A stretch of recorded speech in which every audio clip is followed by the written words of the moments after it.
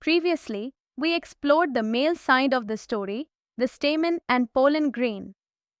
Now, it's time to meet the female reproductive part of a flower, the pistil. This is where the magic of ovule formation and embryo sac development takes place. Just like the uterus in animals, the pistil provides protection, nourishment, and the right environment for fertilization to occur. The pistil is the female reproductive part of a flower, and it comes in different forms. It may be a single structure called monocarpillary. It may consist of multiple fused carpels known as syncarpes. Or it can have separate carpels called apocarpes. No matter the form, the pistil has three main parts: stigma, the sticky platform at the top where pollen lands; style, a tube-like structure that connects the stigma to the ovary; ovary, the swollen base containing one or more ovules. Now here's where the magic happens. Inside each ovule lies the Megasporangium, the site where the female gametophyte or embryo sac develops. These ovules are the real stars of reproduction because once fertilized, they become the seeds of the next generation. Let's take a closer look at one ovule.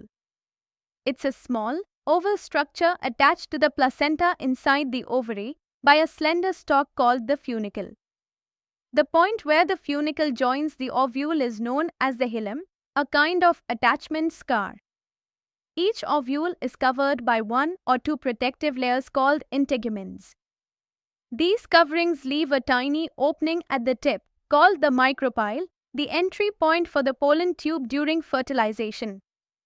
On the opposite end is the chalaja, the basal part of the ovule where the integuments and nucellus merge. Inside these coverings lies a central tissue called the nucellus. It stores food and protects the developing cells. At the heart of the nucellus is the Megaspore mother cell, or MMC, the very cell that will undergo meiosis to give rise to the female gametophyte. This tiny structure holds the entire blueprint for the next generation. Now, let's dive into the process of megasporogenesis. Inside the nucellus of the ovule, a single diploid cell, called the Megaspore mother cell, or MMC, gets ready to divide. It undergoes meiosis, producing 4 haploid megaspores.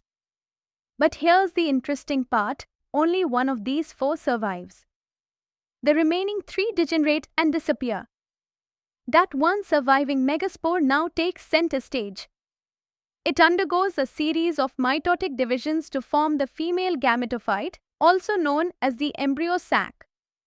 Because this entire structure develops from just one megaspore, we call this process monosporic development. It's a finely controlled process, and it sets the stage for fertilization and seed formation. Now begins the remarkable transformation of the functional megaspore. Through a series of precise mitotic divisions, the single nucleus first splits into 2, and these 2 nuclei gracefully migrate to opposite ends of the cell. 2 more rounds of division follow, and the number of nuclei increases to 8, evenly spaced within the expanding structure. But this is no random cluster. These 8 nuclei organize into a beautifully arranged, 7-celled, 8-nucleate embryo sac, a hallmark of flowering plants. At the micropylar end, we find the egg apparatus, 2 synergids flanking a single, crucial egg cell. At the opposite, chalagal end, lie 3 modest but important antipodal cells.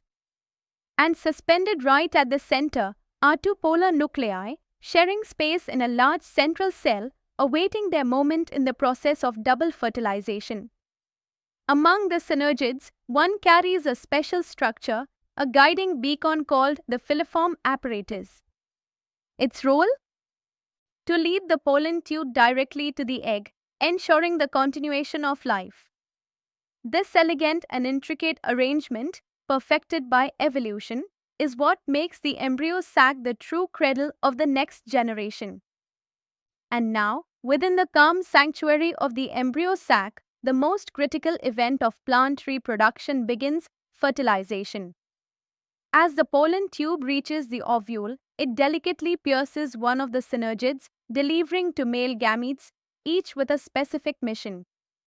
The first gamete travels directly to the egg cell, fusing with it to form the zygote, the very beginning of a new plant life.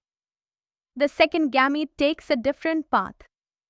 It merges with the two polar nuclei at the center of the sac, forming a triploid primary endosperm nucleus, a nourishing structure that will sustain the growing embryo. This beautifully orchestrated dual fusion is called double fertilization, a process unique to angiosperms and a true marvel of nature's design.